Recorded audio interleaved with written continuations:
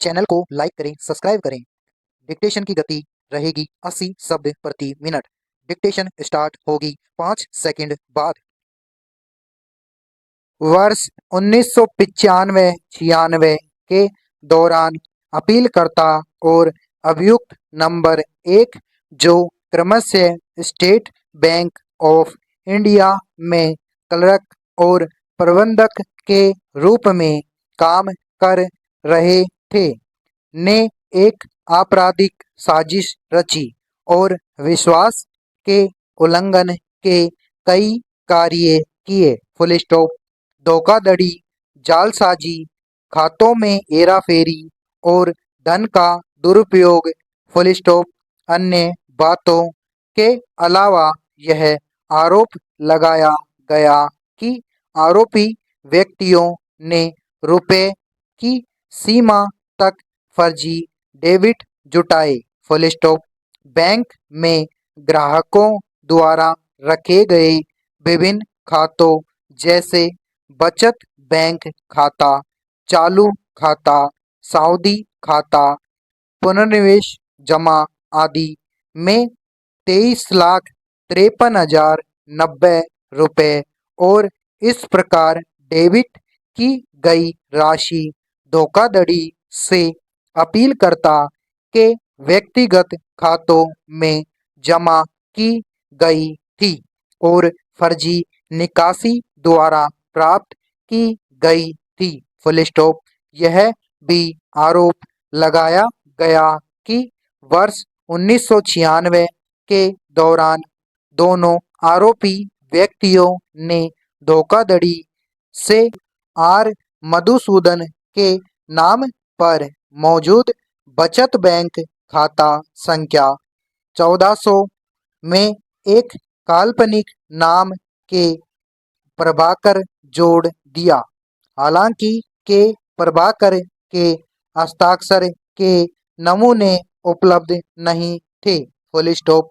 Bank उक्त बचत bank खाता संख्या 1400 में रुपए के फर्जी क्रेडिट पोस्ट किए गए थे। Full stop.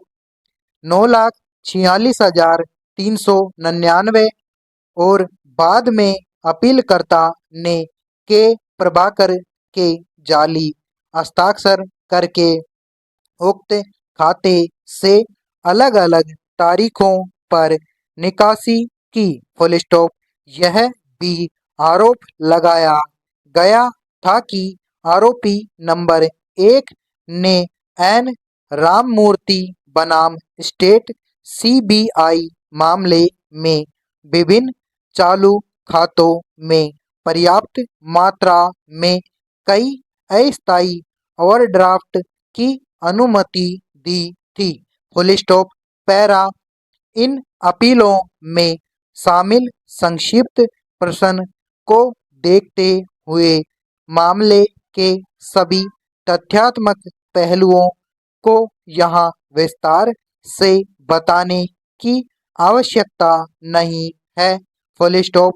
वर्तमान उद्देश्य के लिए यह ध्यान देना पर्याप्त होगा कि मुकदमे के दौरान अभियुक्त नंबर 1 की मृत्यु हो गई और मामला उसके कारण समाप्त हो गया।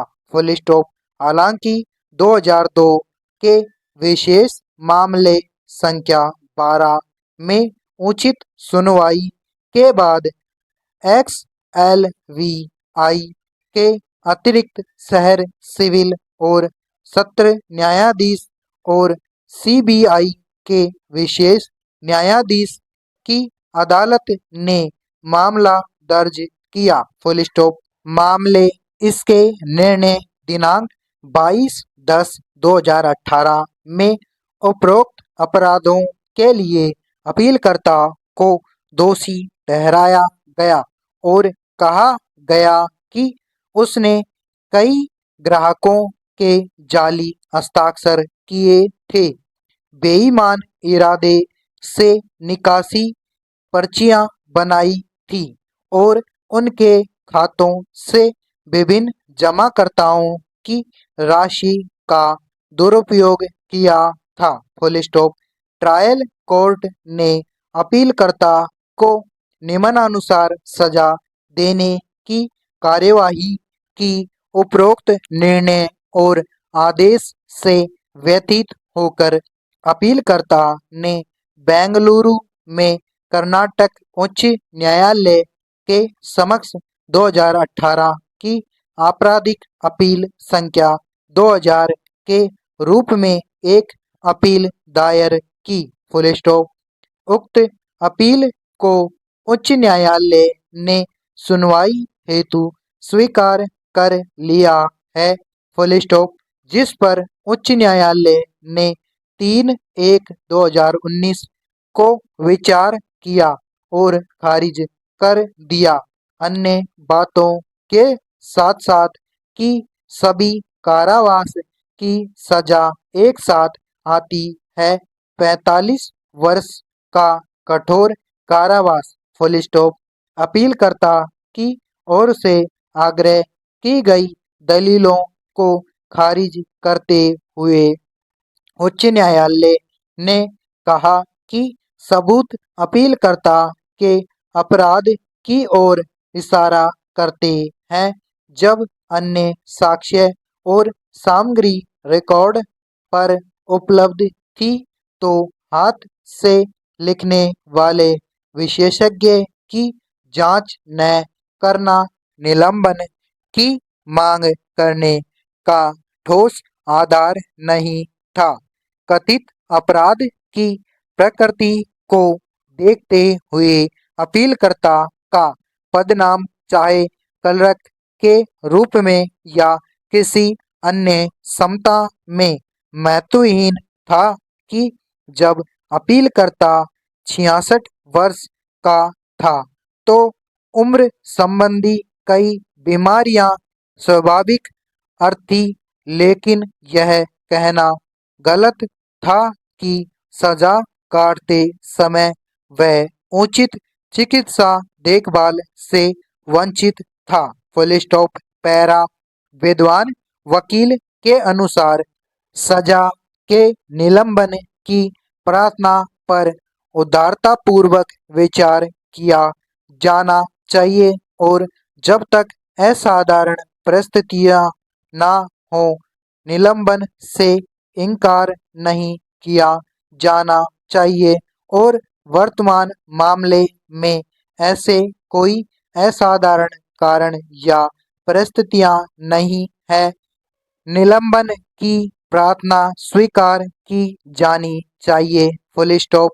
इसके विपरीत ट्रायल कोर्ट द्वारा अपीलकर्ता के खिलाफ दर्ज किए गए निष्कर्षों के संदर्भ में प्रतिवादी की ओर से लगाए गए आदेशों का विधिवत समर्थन किया जाता है।